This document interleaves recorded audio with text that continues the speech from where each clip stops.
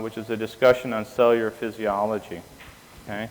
What we're going to do first is we're going to go from cell, and then we're going to go into more detail into how cells function, and then we're going to go into how organs function, and then how then organs are affected by the differences in anesthetics that we have. So the first thing we're going to talk about is eukaryotes, which is what we are. Okay, eukaryotes are cell types that have complex cellular organizations. Okay? They are membrane-bound organelles that have well-defined nuclei, and pretty much higher animals, plants, fungi, and protozoa all are considered eukaryotes. This is the cell. It's actually arranged in an architectural pattern that's functional, okay, for that cell. So when you look at this picture, and most people think of a cell in this picture, this is a very basic cell. Okay? This is a cell that really doesn't have any function, really, except just sort of be there. Okay? We have other cells that we're going to talk about later on, which are like skeletal muscle cells, cardiac muscle cells, brain cells. All those have all these essential structures, but they actually are made differently so they can actually do functional work.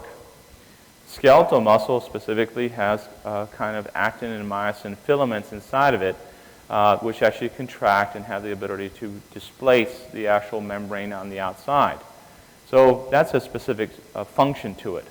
But still, that cell has all the essentials of this cell, which we're going to show you next, which is a nucleus, all the organelles inside of it, cytoplasm. So anytime anybody talks to you about any different portion of the body, you're looking at basically the basic function as a cell. Cellular functions can be differentiated, which are cells basically can process themselves into specialization. Once a cell specializes, it doesn't reverse back. Okay? It doesn't convert from a skeletal muscle cell back to a brain cell or some kind of different kind of cell. So once it differentiates, it pretty much gets locked into that for the rest of its life. Muscle cells are extremely important in our job because we have to understand the physiology as well as the anatomy of a skeletal muscle, because we actually give drugs that inhibit the skeletal muscle function, specifically the actual neuromuscular site. So we're going to go into that into a lot of detail. As we go through these different discussions and we begin to talk about different cells, think about the cell we're talking about, because that's the pharmacological agents that are going to bind to those cells. That's what the anesthetics can affect in those cells. It's going to be very specific to the cell type that we're talking about. There's also conductivity cells, which we call nerves. Okay? Conductivity basically is carried out through what we call sodium channels, which we'll talk about a little later. Okay? But you have to understand that basically conductivity cells generate or emit electricity and cause rapid transfer of information.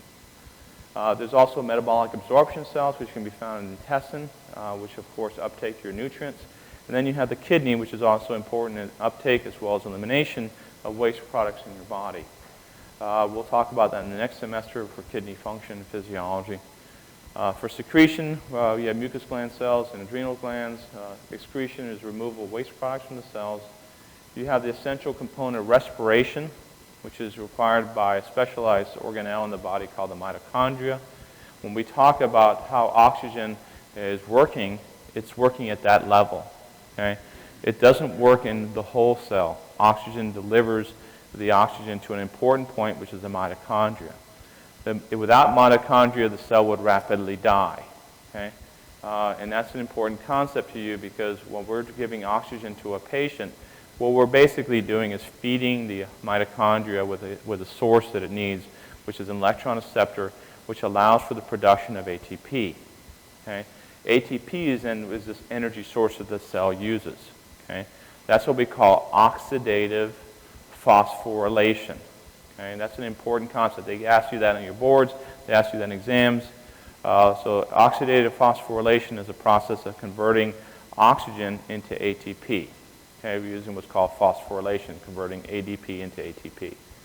Okay, without oxygen, that actual process stops. Things that will actually kill the mitochondria clinically will be what drug? Cyanide. Cyanide kills mitochondria by inhibiting any oxygen uptake into it, so it's very rapid cell death. Okay? What drug that we use causes cyanide to be released? Nipride. Okay, so nipride is one of the things that you got to look for. Okay? Reproduction, we're not going to talk about that too much, and then go into communication, which is complex, which we are going to talk about, because ultimately we're affecting communication that takes place in the body. So these are the ones that we're going to end up considering mostly. The structure and function of cellular components. Let's start from the basics. Okay? When you look at actually a cell, one of the most important structures is the outside membrane. Okay? And the outside membrane is actually a very complex structure called the plasma membrane. Okay? The plasma membrane is composed of two sides to it. Okay? It has an outside portion and an inside portion. Okay? And the actual structure that's inside there is a fatty acid complex, which I'll show you in a picture in a minute. Okay? So the plasma membrane is basically a structure that separates the outside world from the inside world of the cell. Okay? It's a barrier. Okay? The analogy in this situation is look at the walls in this place. This wall, that wall, all the walls around us is a plasma membrane. So imagine that we're inside of a cell right now. Okay? And the walls are the actual plasma membrane, which means that I can't get out. Okay? If I have a plasma membrane that's just only lipids, I can't get out. I'm stuck inside. Okay? A typical example of this is soap. Okay? When you wash your hands and you form bubbles, it's actually made out of fatty acids. Okay? And they used to be made out of animal fats, is what most, and usually also plant fats. Okay, so when you rub your hands in soap, you're forming little micelles, which are basically just little cells that then trap the soap inside it, and then you can wash it away. Okay? The cells, basically the difference between being just a dead soap bubble is that they have the ability to form electricity, and they have the ability to control what comes in and out of the cell. Okay? What you see on this right here, this is the lipid membrane, which is the wall, okay, which is a yellow kind of bubbles that you see both in the top and the bottom. And then you have these other structures we're going to talk about in a minute, which are proteins.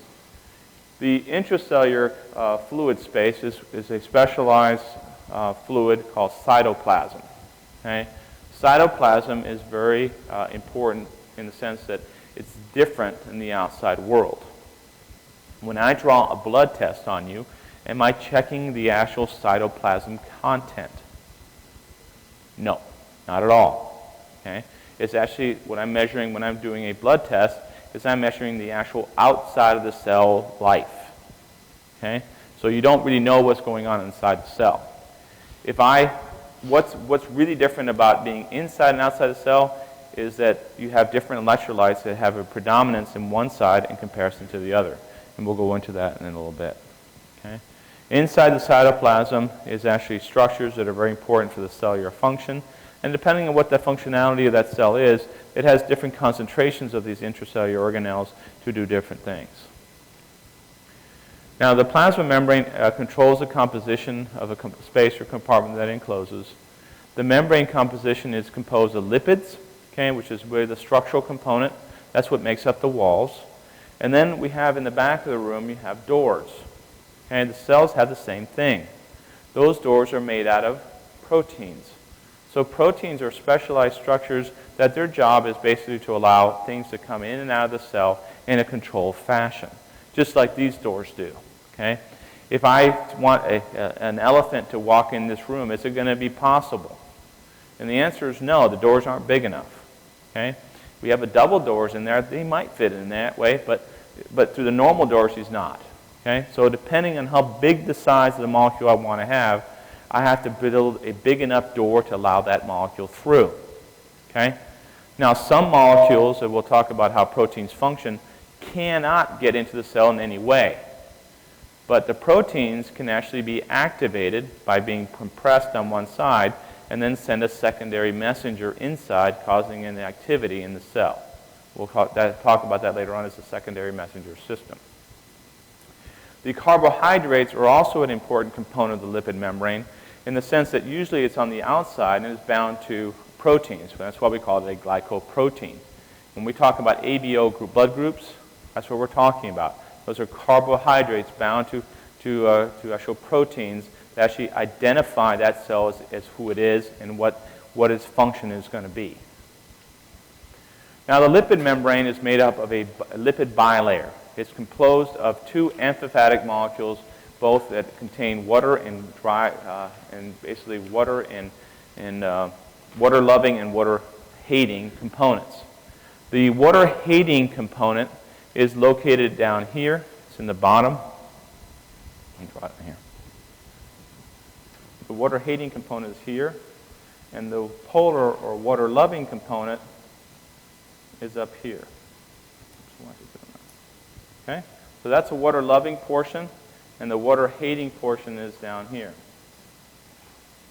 Okay? As a consequence to this, lipids will spin, and the water-hating components will be facing each other. Okay? And that's why you get this lipid bilayer. This portion in here is water-hating. So it pushes the water out, okay, and keeps that area dry. In essence, what it does is it separates one compartment from the next very efficiently, okay, and doesn't really want to allow water through very well. Okay? It also begins to make the ability to compartmentalize and allow electrolytes not to travel through very well either. Now, so you have to remember that. You have the hydrophobic, which is water-hating. That's the middle portion, the red portion. And the hydrophilic, which is water-loving portion, which is on the outside. Okay? Now, the actual the lipid component of these molecules is that it's 70% phospholipid. And phospholipids, what they basically do is, this is what the picture of a phospholipid is on this screen is.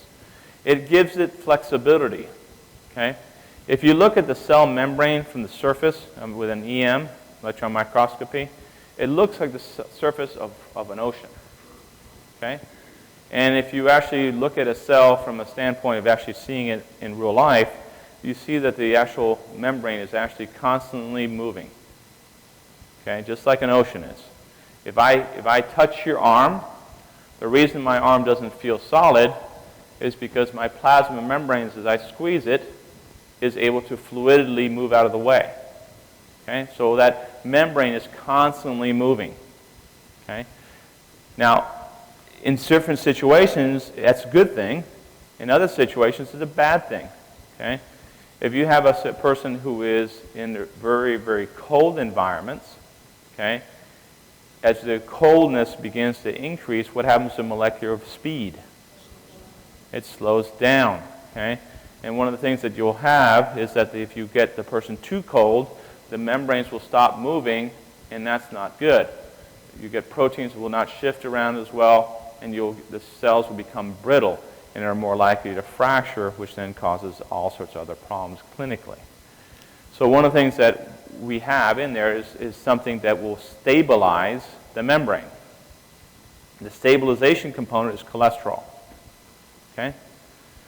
Cholesterol, if you give too much of it, it's bad because it makes it so stiff that it's more likely to break. Okay? So somebody who has very high cholesterol content means that their lipid membranes are so stable that they're rock solid, that if you hit them just right, they fracture. And when they fracture, all the cytoplasmic contents comes out. If it's inside of a blood vessel, it causes thrombus formation, which then you get an MI if it's in a coronary blood vessel. Okay, so that's why cholesterol is such a problem. Okay? Cholesterol can also be important in red blood cells. When the red blood cell travels through your lung, it has to be flexible. It has to bend a little bit to get through the capillaries. When you add a lot of cholesterol to it, the membrane stays stiff, and then it stacks inside your lungs, and then you get emboli and microvascular damage to your lung. Okay, so this cholesterol is bad in a way. There's other forms of free fatty acids that you can take that people like, say, you were living up in Iceland. Okay, one of the things that Icelandic people do, I had a friend of mine who invited me home for dinner one time when I came over to his house. You know, he said, you know, this is really Icelandic food. And I was like, okay. You know, my mother's Latin, and you know, we have different kinds of food sources. So we went to his house, and everything was basically covered in oil. Okay, and it's fish oil. And I got to eat herring and all sorts of very interesting things. But man, your palate is like full of oil. And I asked him, it's like, you know, is this going to kill you? I mean, this is like, you know, this stuff is really heavy. And he says, no, it's all good stuff. And I went up home and read about it, and she ended up being right. The stuff you're eating is from ice water fish, so fishes that are really in cold water. So they're adapted for that kind of climate. And by you intaking those kind of lipids, it helps keep your fluidity in your membrane to be very loose, which is why you get people that live in Icelandic areas that are eating a lot of fish are actually protected from heart disease. Okay? They keep a very fluid membrane. Okay? So again, this is all stuff that you can talk about. The other thing I don't talk about too much in this course, but I will talk about in other courses in DNAP at times, is that the secondary messenger is actually released by the actual breakdown of the lipid bilayer. So the lipid bilayer is not just structural, it actually has other utilities as well, which is developing of secondary messenger signals. So what are the functions of the lipids, okay? It's mostly structural, like I told you before. It tends to form the walls. It limits the diffusion of water, so it acts as a barrier to water. It doesn't completely stop water, but it does slow it down quite a bit. It's more impermeable to water-soluble substances because it has to go through that hydrophobic area. So water-soluble molecules don't send across the membranes. Such a simple statement. Why is he teaching us that? Right? Why do you care? Well, what are most anesthetic agents? Are they water-soluble or lipid-soluble? Lipid-soluble. So that means that the drug is getting in that way. Okay? So if you had only water-soluble anesthetics, then they wouldn't penetrate the cell. Okay? So that's the first concept you have to have. Most anesthetics are lipid-soluble agents. Okay? The other thing that functions as lipids is they're impermeable to charged molecules. Okay? So the more charged they are, less likely the molecules will travel across. So sodium doesn't really cross the cell membrane through the lipid membrane. It travels through a different portion, which is the doors, the protein channels. Okay?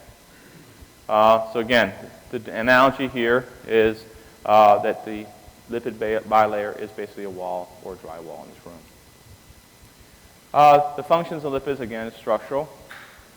The other important component to it is that it's a signal transducer. Okay?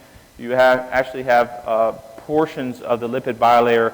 When you have another protein next to it, it actually will cleave it and break it down and consume it, and then use it as a secondary messenger system. Okay? Inositol triphosphate is an example of that. You have different kinds of enzymes, which are proteins that will actually break down portions of the lipid membrane. Not enough to cause damage to it, because if you damage and put holes in the lipid membrane, it's not going to be functional, and it's not going to be structural. Instead, it just eats the bottom portion of it and uses that as a consumable resource. Okay? And it's also important for membrane trafficking, which means it sends a signal transduction and it sends information onto different portions of the cell. The anesthetic implications that many anesthetics must be able to penetrate into and through the bilayer. There's different theories of how anesthetics work, and we'll talk about that in the clinical correlation. Okay? Sometimes different forms of anesthetics cannot pass, which means that they're ionized versus unionized state. We'll talk about that when we do local anesthetics, how those are important in the sense that they don't work if they're staying in an ionized state because it stays outside the cell.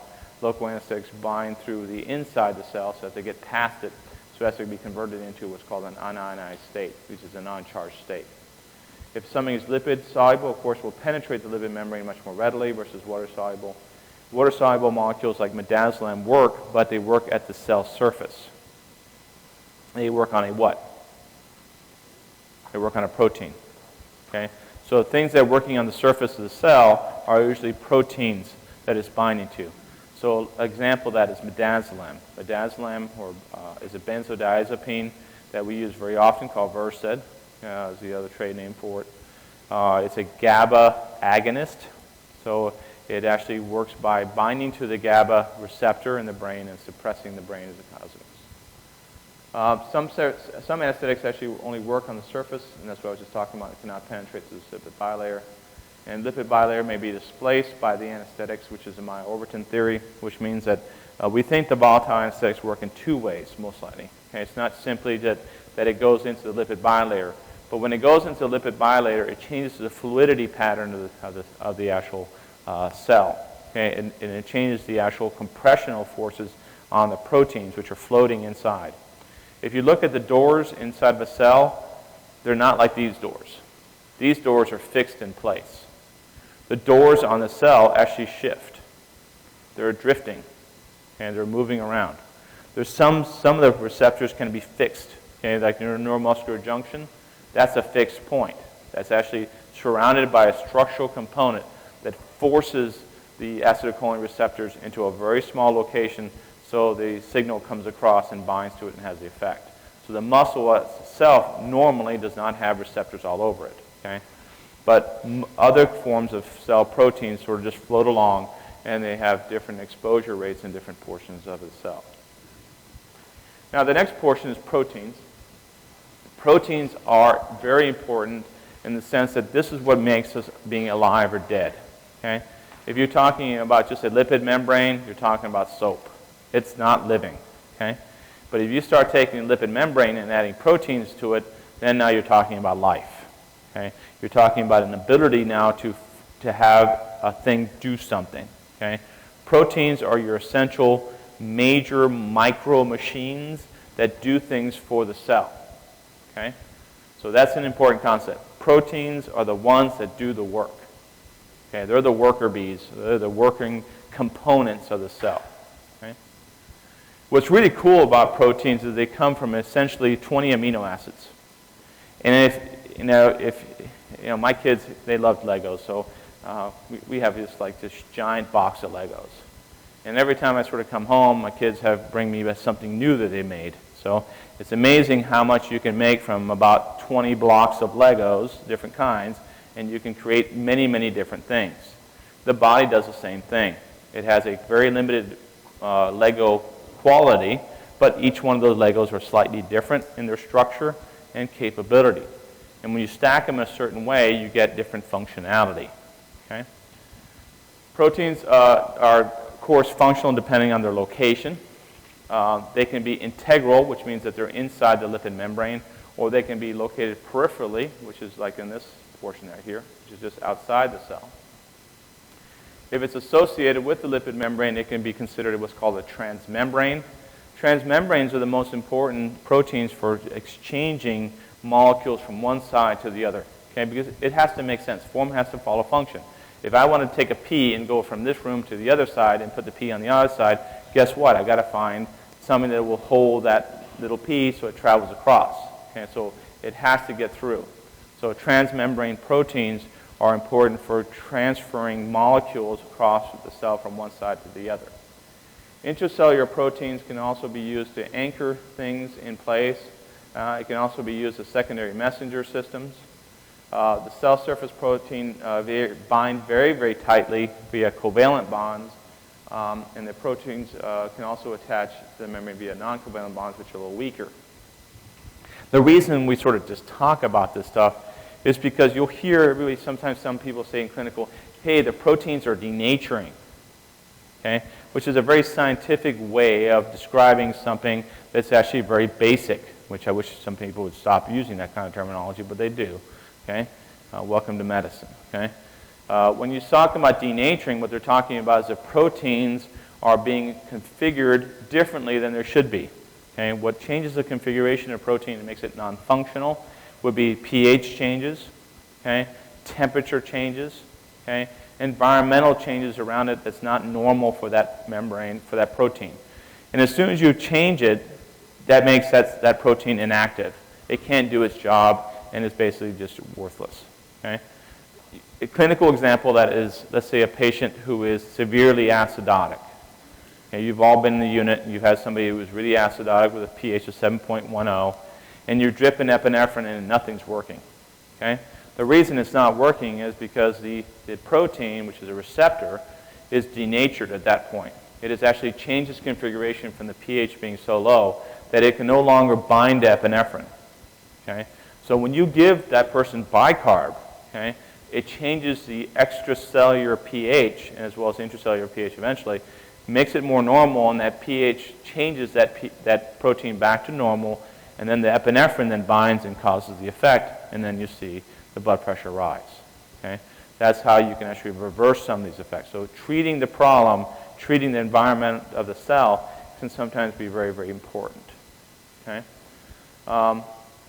Basically, the analogy of proteins is they're your major components of actually doing work, as well as the doors or the windows. So they have structural components, but they also have utilitarian components to it. Now, proteins can be called many, many different things, and this is what confuses students. Okay? Just think about this. Okay? The basic unit of a protein is an amino acid. Okay? Amino acid is what builds it into a protein. Now, once you build the protein, depending on what it does, it changes its name. And that's what most students are confused with. So first heading is amino acids, followed by proteins, and now the thing that's going to be called based on function. Protein is a receptor. Okay? That means it actually can bind to something and have an act onto the cell. That's a receptor. It can also act as an enzyme, which means it can catalyze or make a reaction go faster or actually slower, depending on what kind of enzyme it is. Most enzymes are activators, not inhibitors. Okay? Some proteins can also act as transport molecules. Okay, so they can transport different things. They can also be enzymes that can drive active pumps, like the sodium-potassium ATP pump is a classic protein structure that actually drives sodium out and then pulls potassium in to make the cytoplasm actually hyperkalemic. Okay, the actual potassium concentration inside the cell is very, very high, like 140 milliequivalents in comparison to the outside. Okay, the normal outside when you draw a blood test is 4 milliequivalents of potassium. Okay, so that's a huge difference. The reason that difference is because of this protein that can pump sodium out and pull potassium in. Some cell markers can also be proteins, which are glycoproteins, which are the ABO groups. Proteins can also be used to attach to other proteins, such as cell adhesion molecules, and of course they're very critical for catalysts in enzymatic reactions. This is where I'll stop for now, and then we'll continue this lecture next hour. Take a 10-minute break. We'll start back up.